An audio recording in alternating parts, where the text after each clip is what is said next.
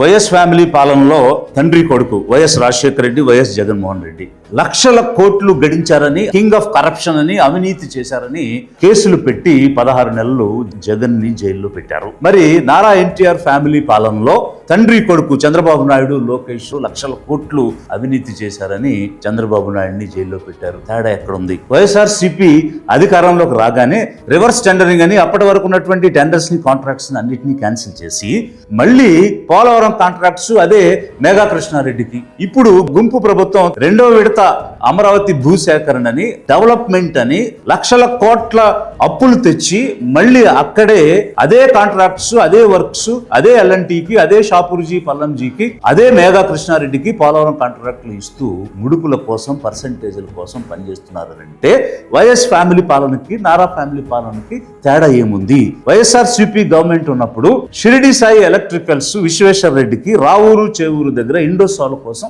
వేల ఎకరాల భూములు సేకరించి ఇచ్చారు. మళ్ళీ టీడీపీ, జనసేన వచ్చిన తర్వాత ఆ ఊర్లకు పక్కనే పచ్చని పంట పొలాలు కరేడులో వేల ఎకరాల భూమిని అదే షిరిడి సాయి ఎలక్ట్రికల్స్ విశ్వేశ్వర రెడ్డికి ఇండోసాల్ కోసం ఇచ్చారు. తేడా ఎక్కడుంది? చిన్న తేడా అయితే ఉంది. అదేమిటంటే వైఎస్ ఫ్యామిలీ పాలన అయితే హ్యాండ్ ఫుల్ ఆఫ్ రెడ్డిస్, వాళ్ళ కోటరీలో ఉండేటువంటి కొంతమంది, అందరు రెడ్లకు కాదు.